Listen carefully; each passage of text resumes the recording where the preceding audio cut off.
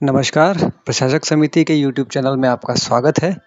आज का विषय जीडीपी और जिहाद से जुड़ा हुआ है। जी हाँ, हम जीडीपी बढ़ा रहे हैं और वह जिहाद फैलाकर सब मिट्टी में मिला दे रहे हैं। सुनिए वीडियो, समझिए और सतर्क रहिए। जय श्री राम।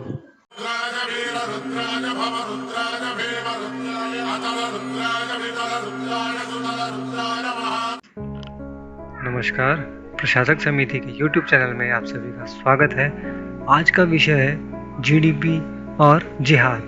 जी, जब भी हम लोग इस्लामिक आक्रमण जिहाद से संबंधित कोई कठोर लेख लिखते हैं तो अधिकतर बुद्धिजीवी यह कहते हुए बिदक जाते हैं कि यह एक सांप्रदायिक पोस्ट है, क्योंकि वे मुस्लिमों के जिहाद से ज्यादा जीडीपी, विकास, रोजगार आदि के लिए चिंतित रहते हैं। इसलिए आज जीडीपी की बात बता देता हूँ। जब हमारी जीडीपी 10वीं सदी तक विश्व की 40% थी और हमारे मंदिर स्वर्ण भंडारों से भरे हुए थे तथा देश सोने की चिड़िया कहलाती थी, उस समय रेगिस्तान से आए मजहबी बर्बर वहशी लुटेरों ने हमारे मंदिर तोड़े, उनके स्वर्ण भंडार लूट कर ले गए। उन हौशी दरिंदों ने महिलाओं और लड़कियों को लूटा और घसीटते हुए अफगानिस्तान ले गए, जहां उन्हें 2-2 दिनारों में गुलामों की तरह बेचा। जब कभी आपकी व्यक्तिगत जीडीपी हाई हो और पर्यटन का इरादा हो तो आप एक बार अफगानिस्तान के शहर गजनी जरूर घूम आना, जहां एक स्तंभ के नीचे लिखी एक इबारत, क्या लिखा है? दरख्ते मीनार, नीलामे 2 दिनार। जी हाँ, आपको तत्कालीन 40% जीडीपी को मुंह चिढ़ाती मिलेगी, जिसका शाब्दिक अर्थ होता है कि इसी मीनार के पास लुटेरे गजनवी ने भारत से लाई लड़कियां और महिलाओं को 2-2 दिनार में नीलाम कर दिया। यहाँ तक कि जब भारत की जीडीपी 1725 तक पूरे विश्व की लगभग 24% थी, तो उस समय चंद जहाजों में बैठकर सुदूर यूरोप से आए कुछ तथाकथित व्यापारियों ने हमारे देश पर कब्जा कर लिया और हम देखते रह गए। 1857 के बाद ब्रिटिश सरकार ने जीडीपी के प्रोडक्शन हाउस, हथकरघा उद्योग, स्वरोजगार करने वालों टैक्स पर टैक्स लगाकर उनसे $45 ट्रिलियन टैक्स को लूटकर उन्होंने हमारे देश के टुकड़े टुकड़े किए, बेतहाशा जुल्म ढाए और अत्याचार की सारी सीमाएं लांघ डाली। और जब ये यूरोपियन विदेशी 1947 में देश से गए, तब भारत की जीडीपी विश्व की कुल जीडीपी का मात्र 2% बराबर रह गई थी। इसलिए एक बात हमेशा याद रखो कि जीडीपी हमारी खुशहाली का एक कारक हो सकता है, लेकिन यह खुशहाली कितने दिन रहेगी इसकी सुरक्षा जीडीपी नहीं दे सकती।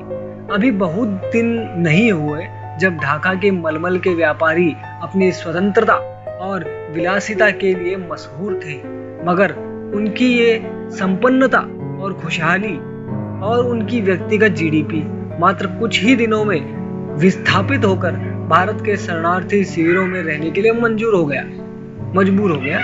यही हाल पाकिस्तान में बसे हिंदू, सिख और सिंधी व्यवसायियों का हुआ।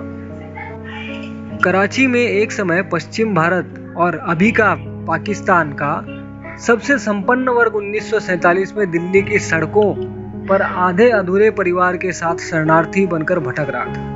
उनकी संपन्नता की गवाही देती खबरें यदा कदा आज भी आती हैं। जब पता चलता है कि उनकी पुरानी हवेलियां तोड़ी जाती हैं, तो उनसे सोने के सिक्के और सोने की मूर्तियां निकलती हैं। यहाँ तक कि अपने ही देश में एक वक्त कश्मीर में कश्मीरी पंडितों के बड़े बड़े सेब के बागान थे और अपने आलीशान जिंदगी जी रहे थे। व्यक्तिगत तौर पर उनकी जीडीपी देश के अन्य लोगों से बहुत हाई थी, लेकिन उन्हें भी जम्मू और दिल्ली की सड़कों पर शरणार्थी बनकर भटकने के लिए मजबूर होना पड़ा और आज तक भटक ही रहे हैं पिछले 30-40 साल से।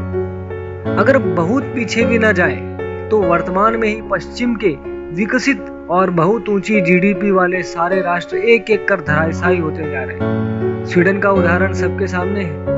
यही हाल यूरोप के कई देशों का है। विश्व के सबसे ऊंची जीडीपी वाले अमेरिका में हाल का अश्वेत आंदोलन और इस्लामी जिहाद प्रायोजित दंगे इसी जीडीपी के खोखलेपन को उजागर करता है।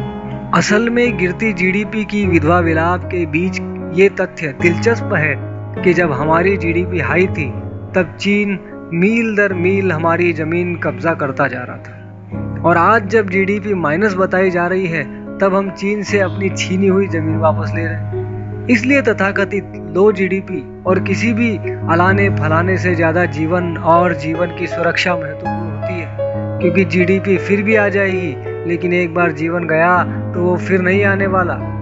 नोट, आप जीडीपी बढ़ा के 1 करोड़ का घर और 50 लाख की कार खरीदोगे और वे 50 रुपए के पेट्रोल बम फेंक के 1 ही घंटे में सब स्वाहा कर देंगे। फिर सड़क किनारे बोरे पर बैठकर कैलकुलेट करते रहना कि किसकी जीडीपी कितनी बढ़ी। अगर लेख दिल को पहुंच जाए, दिल को छू जाए, सही लगे, समझ में आ जाए, तो इसे शेयर कर दीजिएगा। वंदे मातरम। भारत माता की जय। जय श्री राम।